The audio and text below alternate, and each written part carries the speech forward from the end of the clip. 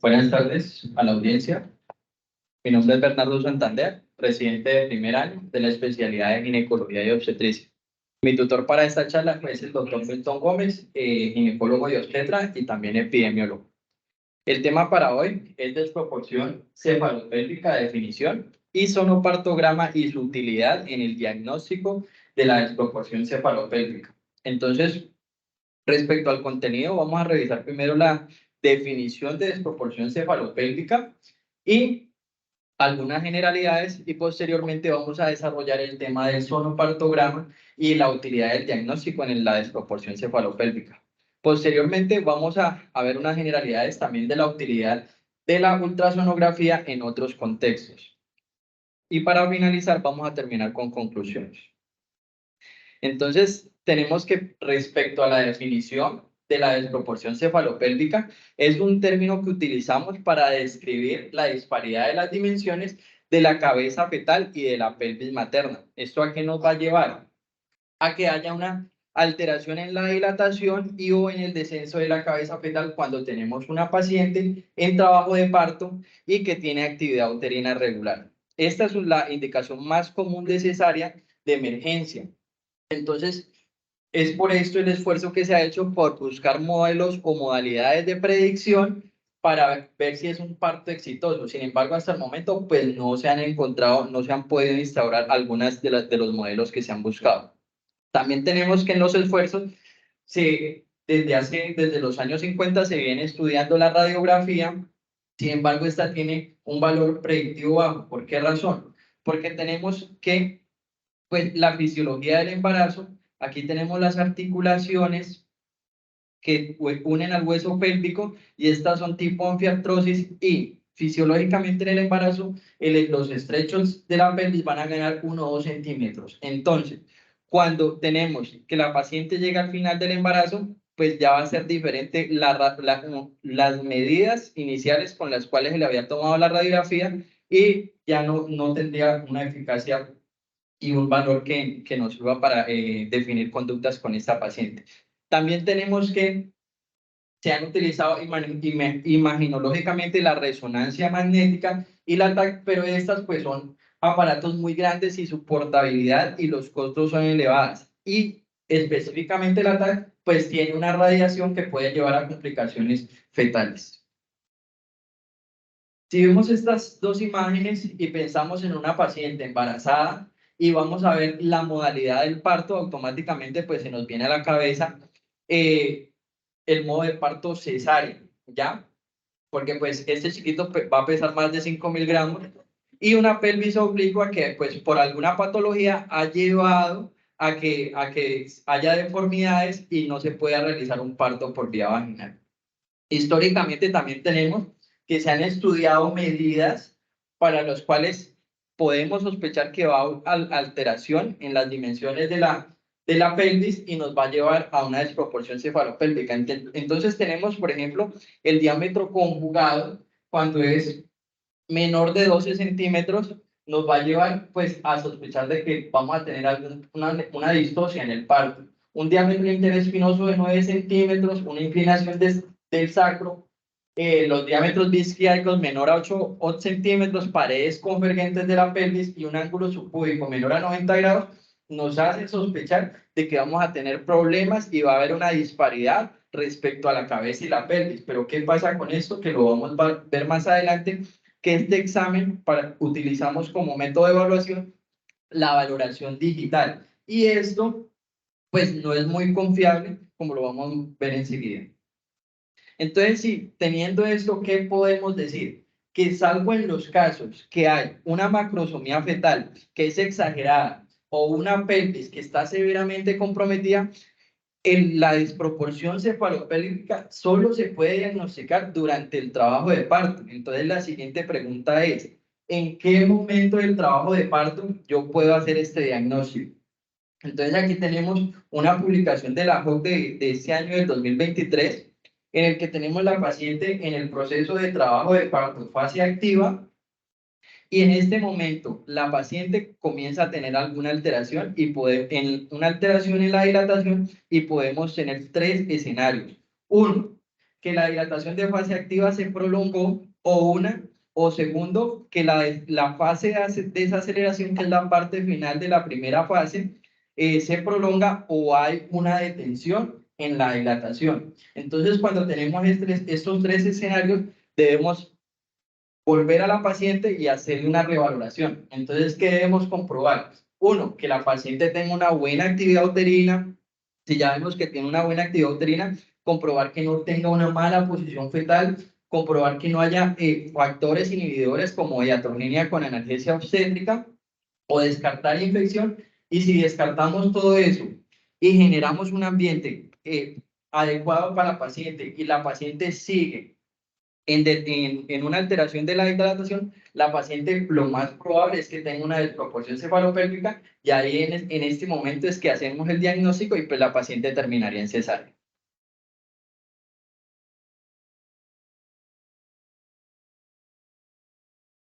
Como mencionábamos, pues ya los parámetros para sospechar que hay alguna alteración en la pelvis ya se dieron desde hace varios años, ya están escritos. Sin embargo, pues tenemos un problema, y es que la valoración se hace con el tacto vaginal. Entonces, vamos a hablar de un estudio en el cual se tomaron 36 parteras y 24 obstetras y se les colocó en un simulador de tacto vaginal, y solo el 49% de todos los que hicieron el examen, solo el 49 acertó al valor correcto de la dilatación. Y además de eso, pues vamos a ver que el índice kappa es una herramienta que se creó para ver la concordancia cuando hay una evaluación entre dos observadores. Entonces tenemos que cuando todos los observadores o los evaluadores concuerdan con el parámetro que están evaluando, tenemos un valor de 1, y si todos los evaluadores tienen valores discordantes respecto a la evaluación de un parámetro, el valor va a ser de 0. Y tenemos que en un estudio de 500 pacientes donde había un evaluador y estaban los médicos de la sala de parto e hicieron una comparación de los tactos vaginales, solo se alcanzó un índice kappa o un valor de concordancia de 0.4, que esto es un valor, un grado de acuerdo apenas mediano, ¿ya? Y también se encontró que en algunos casos hasta el 10% se encontró que habían diferencias hasta de 2 centímetros de dilatación. Entonces eso es importante en el trabajo de parto porque pues nos va a cambiar las conductas. Y cuando entre todos los evaluadores, entre el evaluador y los médicos de la sala, se hizo la valoración del descenso de la cabeza fetal, el índice kappa solo fue de 0.2, siendo esto un grado de acuerdo insignificante. ¿Qué quiere decir esto? Que básicamente todos los especialistas en nuestra sensibilidad digital, pues no es una medida como adecuada para la valoración. Además de esto, otro dato es que solo el 30% de los partos en podálico no se reconocen por tacto vaginal. O sea que estas pacientes probablemente no tenían ecografía, o tenían una ecografía que tenían un feto encefálico, se les siguió todo el trabajo de parto y solo se dieron cuenta cuando ya estaban expulsivos y pues tocaba continuar el proceso de parto. ¿Esto a qué nos lleva? A hacer múltiples tactos vaginales y hacer un retraso en el diagnóstico. Y al hacer un retraso en el diagnóstico nos indica que va a haber una mayor estancia hospitalaria, vamos a llevar a una madre a la frustración materna y a la utilización de medicamentos adicionales, monitoreas adicionales, al estrés físico y mental del personal médico y al uso inadecuado de los recursos que en nuestro contexto, pues eso es lo que menos se pretende. Y además de eso, cuando tenemos una paciente que la llevamos a cesárea programada, no presenta tantas complicaciones cuando sometemos una paciente a una cesárea de emergencia, y entonces nos va a aumentar las complicaciones. Entonces ya el doctor Pinar en 1934 nos hace una observación, y es que la cabeza fetal es el mejor pelvímetro. Sin embargo, hasta esa fecha pues no se contaba con herramientas tecnológicas para demostrar lo que él había evidenciado mediante el tacto vaginal, pero ya desde esa época venimos hablando de eso. Entonces, como hablamos en la primera diapositiva, tenemos que las radiografías no han mostrado utilidad. La TAG y la resonancia magnética, pues no son extrapolables o no son de uso en el trabajo de parto, pues porque son de difícil manejo, de difícil uso. Entonces nos queda una sola cosa y es la ecografía. La ecografía, pues, una herramienta que nos ayuda porque una es portátil, dos nos permite valorar en tiempo real y también la curva de aprendizaje es adecuada, no se tarda mucho tiempo, entonces se podría aplicar en nuestro medio. Entonces aquí ya con el uso de la ecografía viene el concepto del sonopartograma en la utilización del trabajo de parto. Entonces tenemos que en 1977 se describe se hace la primera descripción de la ecografía intraparto. Esta se hizo, la describieron midiendo desde la punta del sacro hasta la parte inferior de la cabeza y la fueron valorando a medida del trabajo de parto. Ya en 1966 en un simposio se presentó fotos de ecografías del descenso de la cabeza fetal y esto ha sido pues una investigación exhaustiva que se ha venido presentando en la última década, se han intentado utilizar nuevos métodos, todo esto para definir el progreso del trabajo de parto, aunque esto pues está en desarrollo y está lejos aún de implementarse. Entonces en el 2013 se habla por primera vez del concepto de sonopartograma, el cual es un método que se valora a la paciente de manera integral. Además de esto, es multiparamétrico y es no invasivo. El doctor Hassan en el 2013 publica el estudio del sonopartograma, un método novedoso para valorar y registrar el progreso de trabajo de parto por ultrasonido. Entonces vamos a hablar en este momento a continuación de los métodos de ultrasonido intraparto para determinar el progreso del trabajo de parto. Entonces vamos a enumerarlos y vamos a ir viendo, vamos a ir desarrollando el tema. Entonces primero tenemos la dilatación cervical, que es una técnica novedosa y sencilla, se puede hacer con el ecógrafo en 2D. Se utiliza una sonda, la sonda del ecógrafo es la sonda curva, se va a colocar a nivel del introito y movilizándolo hacia arriba y hacia abajo se va a ubicar la dilatación y pues se va a tomar las medidas. Aquí tenemos en la figura B, tenemos que está en 46 milímetros de dilatación, aquí 57 milímetros y en la tercera 79.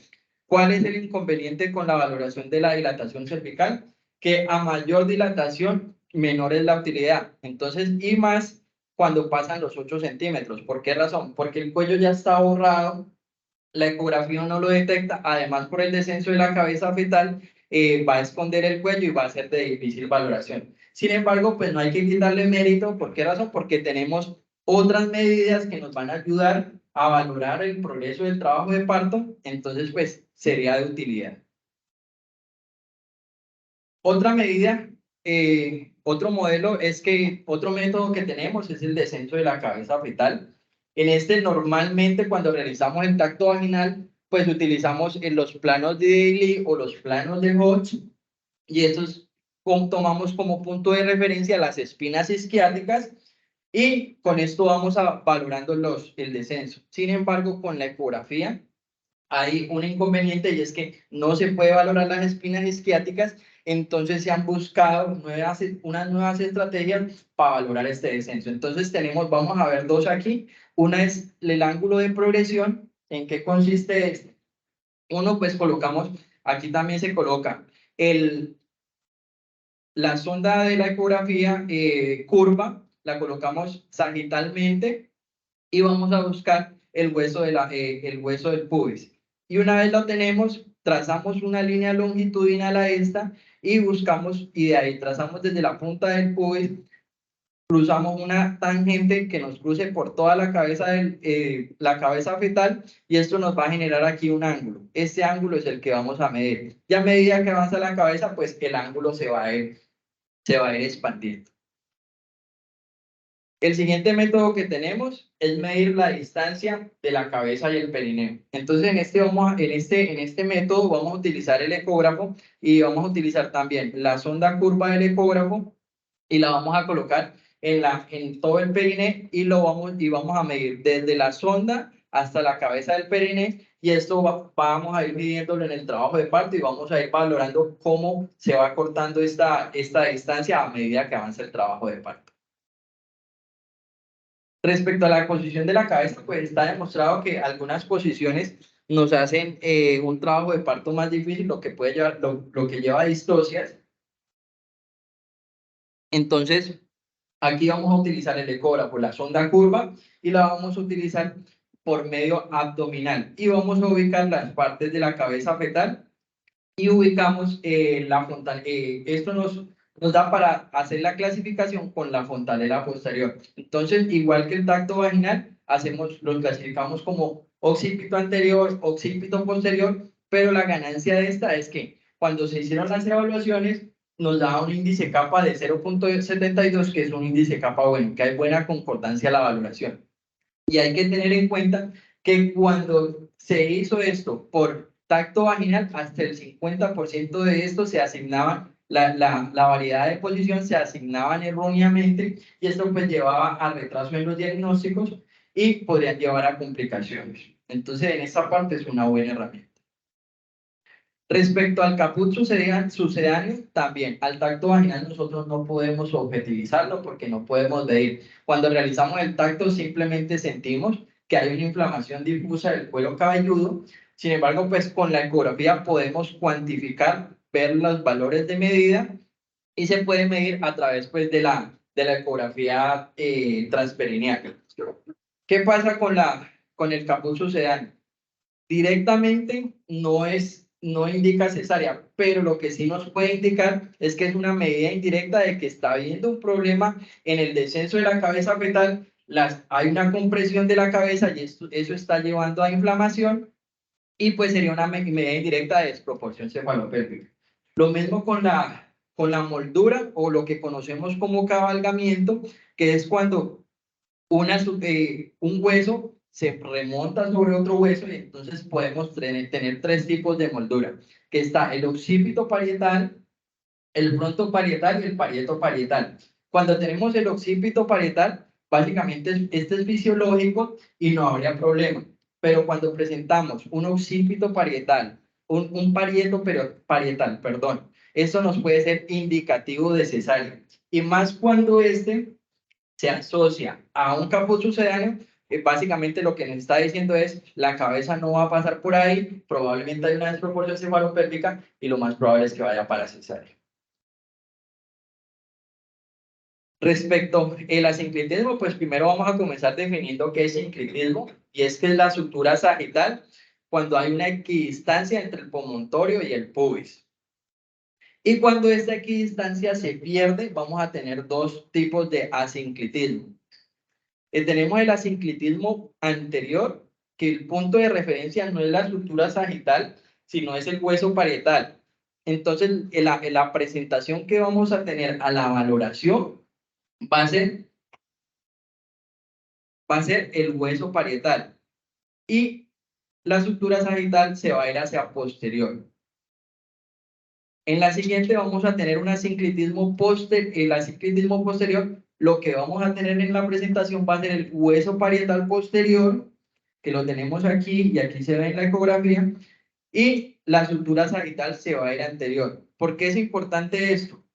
Normalmente esto tampoco se diagnostica con el tacto vaginal de rutina, solo se busca en condiciones especiales, en una búsqueda precisa, y lo que se detectó es que se hizo un estudio con 92 pacientes y el 15% de estas presentaban asinclitismo, y las que presentaban asinclitismo tenían una mayor tasa de cesárea respecto a las que no tenían asinclitismo, de 43 y 27% respectivamente. No tenía una significancia estadística, pero sí había una significancia clínica que probablemente con estudios de más pacientes ya se lleve a conclusiones más precisas. Bueno, esta imagen está un poco saturada, pero es simplemente como para mostrarle el primer sonopartograma que se presentó. En la parte superior se registra los datos de la paciente. Tenemos que luego sigue la frecuencia cardíaca fetal. Aquí registramos un caput, en el partograma normal no tiene para registrar esto, Presentamos aquí también, se puede registrar el cabalgamiento, la dilatación cervical, el descenso de la cabeza fetal también se registra aquí, la posición de la cabeza, la variedad de posición y si tiene o no tiene oxitocina. Entonces, hasta este momento, pues no se presenta curvas ni líneas de alerta, pero pues este es el principal modelo el primer modelo que se presentó para hacer el registro de los datos.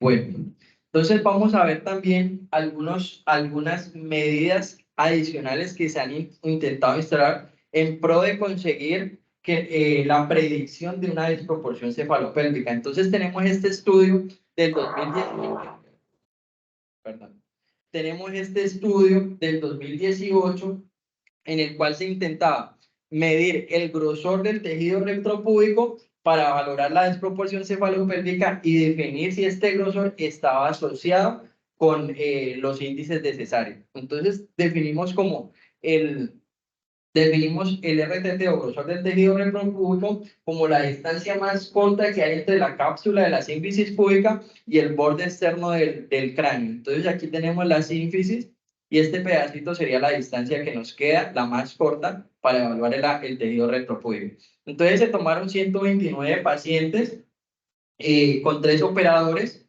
Los operadores A, B y C, el operador A lo que hacía era hacer 3 medidas, sin embargo los operadores B y C solo hacían una medida. Entonces en este ejemplo tenemos que al tomar 3 medidas en una misma paciente, los valores daban en 0.50 y de 1.8 sin variar con las otras 2 medidas, y los observadores B, o los evaluadores B y C presentaban los valores similares sin diferir tanto con los valores del evaluador A. Entonces, ¿a qué conclusión se llegó? Que el RTT intraoperador tenía repetibilidad y, y también tenía reproducibilidad entre operadores diferentes de manera satisfactoria.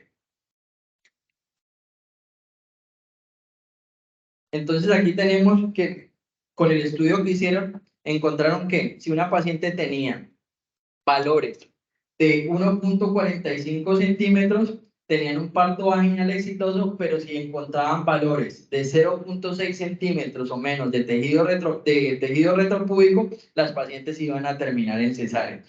Y el RTT fue significativo menor en las mujeres que finalmente tuvieron un parto con un valor de P de 0.008. Entonces, esto lo que nos indicaría, como mencionaban en los anteriores casos, pues que si una paciente tiene una desproporción cefalopélvica, pues lo que va a hacer las contracciones y la cabeza es presionar hacia abajo y esto nos va a disminuir el tejido retropúbico. Entonces, esto es una herramienta que nos sería útil a la aplicación del diagnóstico de desproporción cefalopélvica. En este caso, lo que se hizo, este es otro estudio que se publicó en el 2021, y lo que valoró era mirar el grado de flexión de la cabeza fetal cuando había un trabajo de parto en fase activa prolongada. Entonces, este caso se hizo del 2018, este estudio se hizo del 2018 al 2020 en 3 clínicas de Italia, cuando había trabajo de parto en fase prolongada. Se midieron 2 ángulos, ya los vamos a mencionar más adelante. Entonces, se tomaron 157 pacientes elegibles y por criterios de exclusión quedaron 129 pacientes. Entonces, tenemos que el primer ángulo que se midió fue el ángulo occipucio-columna, ¿ya? Y entonces se hace cruzando una línea, 2 líneas tangentes. Una línea va por la columna posterior, la columna cervical posterior, y el otro va una línea tangente por el occipucio. Y en la intersección vamos a tener un ángulo. Y este ángulo, pues, es el que nos va a definir. Y respecto al ángulo mentón-tórax, entonces vamos a cruzar 2 líneas. Una va a ir por todo el esternón y la siguiente va a ir por todo el borde del mentón, y en la intersección también vamos a calcular los ángulos. ¿Qué se encontró? Que cuando las pacientes tenían un ángulo occipucio-columna estaba mayor a 126 grados, esto nos llevaba a parto vaginal, y cuando llevaban a 115, estas podrían terminar en cesárea. Básicamente esto lo que nos ayuda a ver es la actitud fetal, y podemos decir que cuando la actitud fetal está comprometida, esto nos podría hacer una sospecha de desproporción cefalopélvica.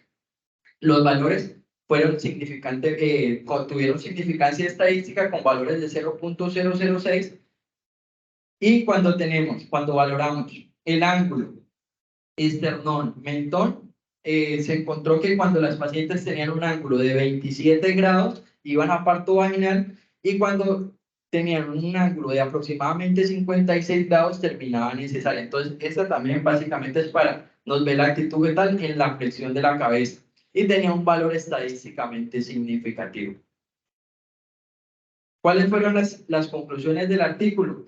Que los índices ecográficos de flexión de la cabeza se asocia con la incidencia de distosia del trabajo de parto, lo que lleva a cesárea en fetos, tanto occipito posterior como occipito anterior. Y se sugiere pues que la ecografía puede ser de utilidad para la categorización de las pacientes y de la etiología de la distosia y respaldar el manejo individualizado de esto.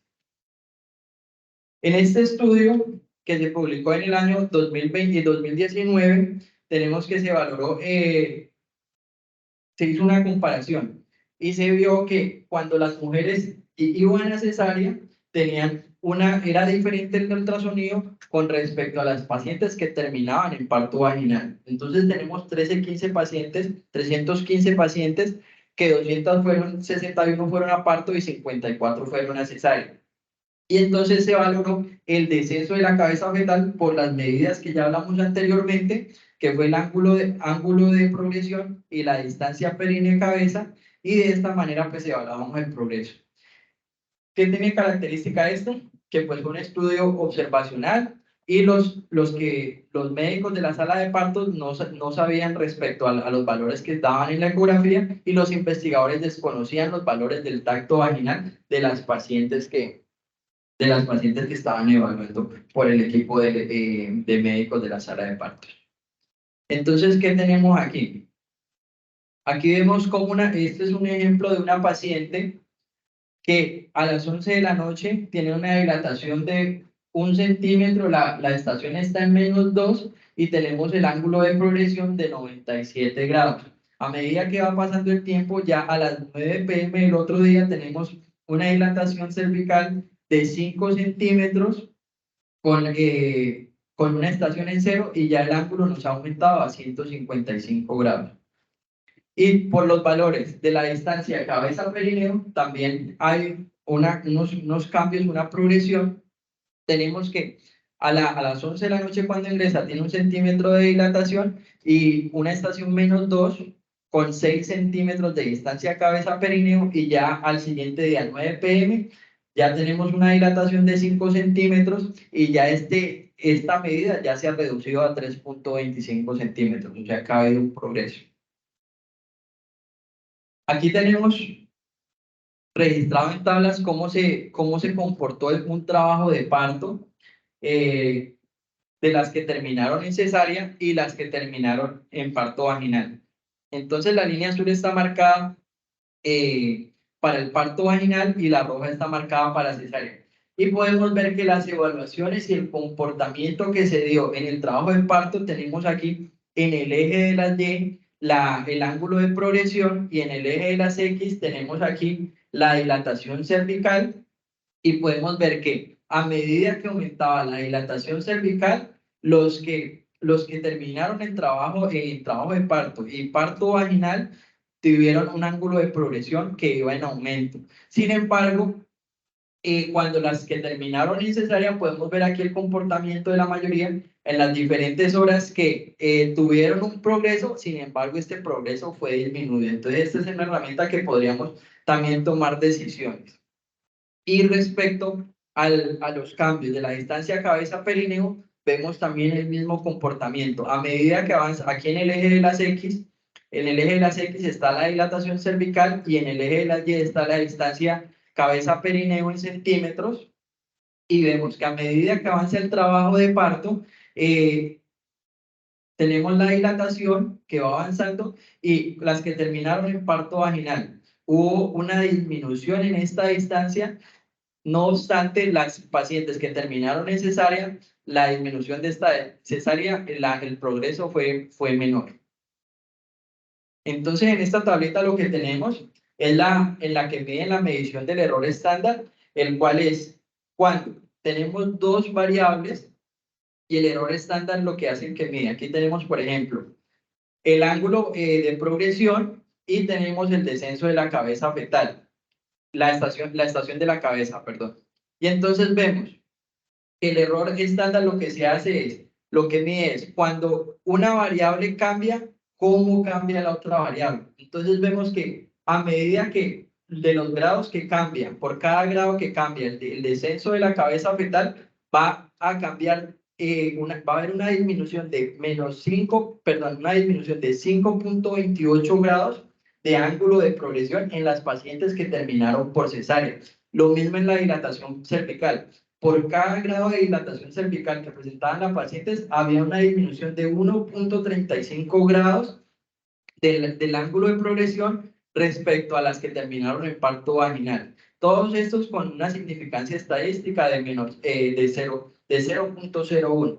Además de eso, también en la cabeza perineo, la distancia cabeza-perineo, tenemos también estos mismos valores, que hay unos cambios y con una significancia estadística adecuada.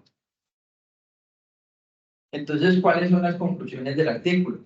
Que se ha demostrado las diferencias en el progreso del trabajo de parto, de acuerdo como vimos en las imágenes y en las tablas, versus la cesárea por ultrasonografía peritoneal.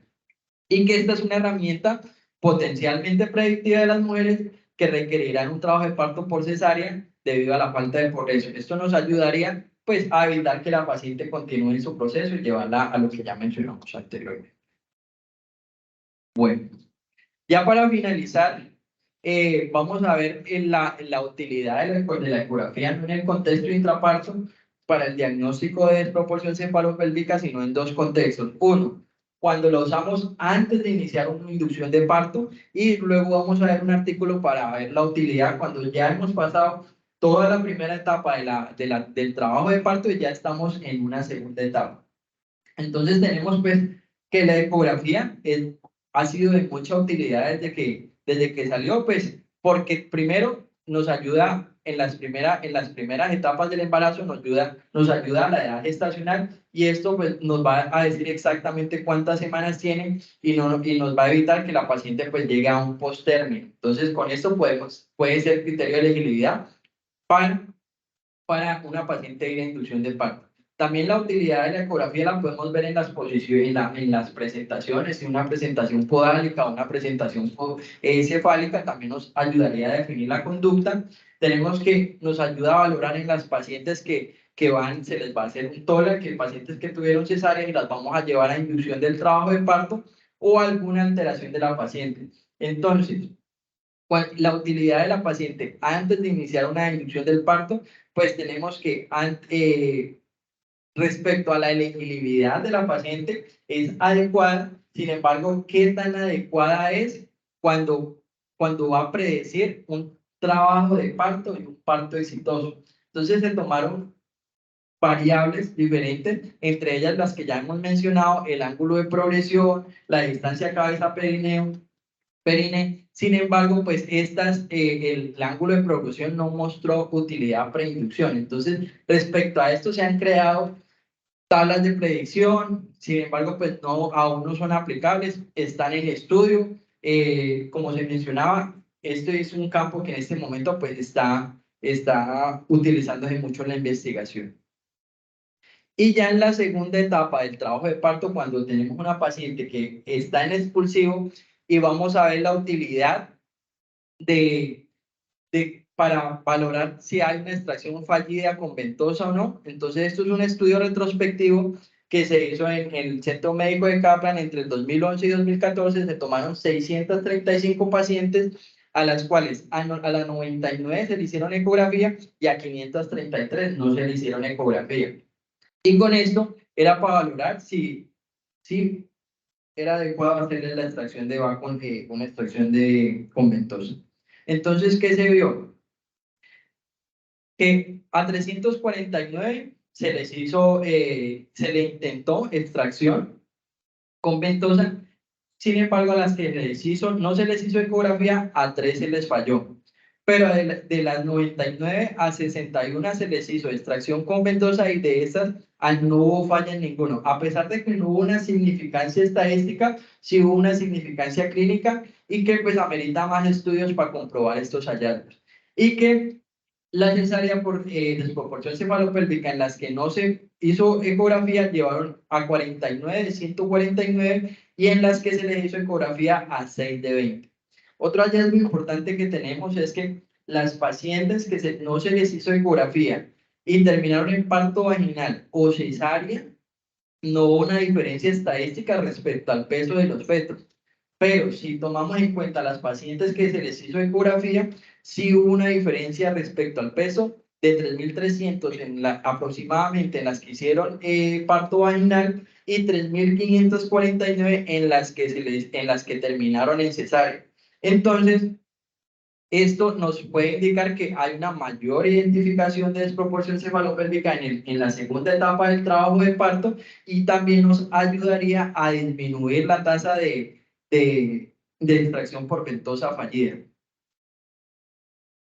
Bueno, entonces para conclusión, pues dijimos algunos datos del tacto vaginal, sin embargo, pues esta sigue siendo el gol estándar y es lo que tenemos en nuestra práctica clínica. Por lo tanto, pues es un recurso que hay que seguir utilizando, hay que seguir entrenándose y, y tenemos que la ecografía es un recurso clave, ¿ya? Es un recurso clave que está en desarrollo de su utilidad, a pesar que mostramos todos estos datos, pero no se ha logrado un consenso todavía, ni hay una guía que nos muestre los valores específicos en los cuales, ni líneas de alerta en un solo partograma, en los cuales ya comencemos a tomar conductas. Y por eso se debe ir generando estos espacios de promoción, de conocimiento y de generación de ciencia, pues para tener el conocimiento de esto. Y la curva de aprendizaje, pues es viable, es fácil y lo podemos aplicar en las salas de paro. Muchas gracias.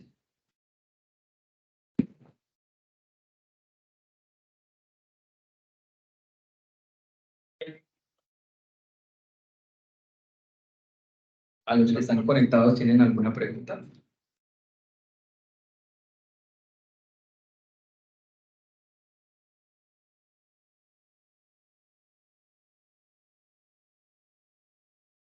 No lo digan.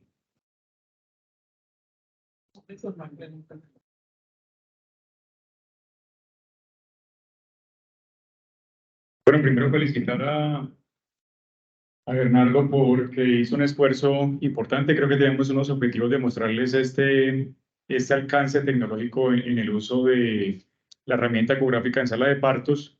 Y quería mostrar el tema porque el mundo se está moviendo alrededor de esto. Yo creo que hay dos momentos en la historia del examen físico, es decir,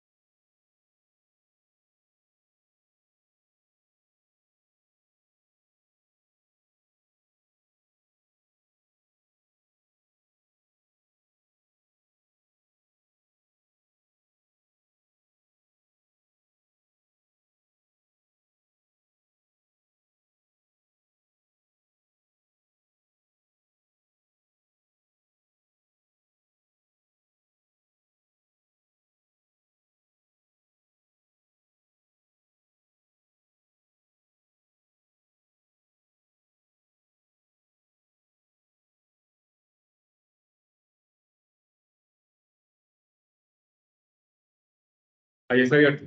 ¿Sí? Entonces estaba diciendo que llevamos 25 años con el uso de la herramienta ecográfica en obstetricia y ven ustedes que los avances han sido lentos todavía, han sido pocos y realmente no hay muchos estudios en esto. En los sitios de práctica ya con algunas pequeñas experiencias hemos comenzado a utilizar los ecógrafos y hemos visto con algunos residentes la utilidad que eso tiene. Es simplemente empezarlo a hacer, o sea, la curva es muy corta. Ustedes ven, ya hay publicaciones que les dicen cómo colocan el transductor, cómo se debe hacer el abordaje, cuáles son las herramientas anatómicas que usted utiliza para hacer las medidas, qué tipo de sonda utiliza y a través perineal, a través de la medida perineal. Entonces es comenzar a hacerlo y comenzar a medir, y uno a veces coloca y sorprende encontrar cosas como las que escribió Bernardo hoy aquí, de los acabalgamientos, a veces los capus, la orientación de los residentes, pues obviamente sobre las variedades de posiciones al principio es un poco precaria, porque no saben identificar bien las variedades anteriores de las posteriores, y pues eso determina en el trabajo de parto una toma de decisiones. A veces se aceleran cuando son variedades posteriores. Entonces, digamos que hay una serie de eventos que le pueden ayudar a uno a tomar decisiones en el trabajo de parto. Yo creo que ayer le estaba comentando a la profesora que estábamos en Bogotá, el Congreso de Emergenciología. Tenía un taller precongreso que era el uso de la herramienta de ultrasonido en contexto de emergencias. Entonces estaban todos los protocolos de POCUS y FOCUS y LECUS para hacerlo. Y realmente esto va a arrasar. O sea, eso va a arrasar, es que eso va a ser parte de las escuelas, de la mayoría de escuelas de entrenamiento. Y hablaba con el presidente del Congreso y le decía que sea bien que ginecología lo haga o sea bien que yo los haga, va a tener que haber un congreso para ginecólogos y obstetras, o los ginecólogos y obstetras están involucrados en este tipo de protocolos, porque es una herramienta que es fácil de hacer, fácil de aplicar, barata, asequible y que da una información enorme. O sea, el impacto que eso tiene en el manejo de los pacientes críticos es enorme. Entonces, eso se nos va a venir y hay que ir buscando la forma de irse a entrenar porque la curva también de aprendizaje no es muy alta. Eh, y lo mismo va a pasar aquí con estas imágenes en obstetricia. Yo veía un contexto, porque obviamente la idea no es decir que la ecografía va a desplazar el examen físico, eso no va a pasar jamás. Ustedes vieron, y Bernardo creo que lo dejó muy bien planteado, es que este es un tema dinámico. Nosotros en nuestro medio tenemos todavía cesáreas por desproporción cefalopélvica antes del inicio del trabajo de parto. O sea, eso ya vieron ustedes que en principio, por definición, no se debería hacer porque va en contra de la definición. La desproporción es un tema dinámico y generalmente es un diagnóstico de la fase activa, no es ni de la fase latente siquiera. Entonces uno no podría hoy en día operar ninguna paciente con este diagnóstico. O sea, no tendría soporte científico ni soporte profesional para poderlo hacer. Tendría que esperar un trabajo de parto y hacerlo. Hay obviamente excepciones. No va a decir, no, es que no podemos hablar de desproporción con un feto que tiene un peso calculado de más de 4.500. Eso pues ya está clarísimo que también usted no se va a ir a someter a una paciente con un peso fetal estimado de estos a un trabajo de parto porque no lo va a lograr. Pero estas herramientas que son dinámicas deben aplicarse en el contexto del trabajo de parto y tendremos que evaluar qué pasa en el trabajo de parto y tenemos que echar mano del examen físico y tendremos que echar mano de esas herramientas que nos pueden ayudar en un momento determinado a sumar cosas. Decía yo María ahora, pues si la paciente no avanza y usted le hace una ecografía, le encuentra un capo y un acabalgamiento frontoparietal, pues es un poco terco también insistir hasta que la paciente se nematice, haga un edema vulvar, haga un edema cervical. El feto puede hacer fractura, digamos, de su calota. Entonces, en esos casos, digamos, de reunir elementos para ser altamente racionales en qué momento tomamos una decisión de, por ejemplo, optar por una vía alta. ¿Sí? Esperemos que no nos vayamos al otro lado. Esperemos que el ultrasonido no vaya a ser también una justificación para operarlas a todas. Eso, pues en la historia nuestra de obstetricia, ustedes saben que la obstetricia como ciencia, como disciplina científica, lleva aproximadamente 100 años. No lleva más. Antes nuestra disciplina era empírica. Y lo que se ha hecho en los últimos 100 años pues, ha sido enorme. Es decir, se ha descubierto varias cosas, pero también hemos tenido extremos, comportamientos extremos. Nos vamos para un lado, nos vamos para el otro y debemos tratar de encontrar un punto medio. Bueno, yo creo que Bernardo dejó varios puntos claros. Me pareció que se cumplieron los objetivos y la idea era dejarles como un panorama para que comiencen ustedes también a curiosear con los ecógrafos. Pidan los ecógrafos, llévense los papaptos y evalúen, pongan la sonda y comiencen a descubrir cosas. Es muy fácil. Ahí tienen dos artículos, dos artículos. Ese del American Journal, donde habla sobre el sonopartograma, y el que hizo en el 93 el doctor, me olvidó el apellido, Hassan. Del 2013. Hassan, sí, 2013. Entonces ahí tienen literatura para que cacharren con esto. Bueno, no sé si hay preguntas entre el auditorio.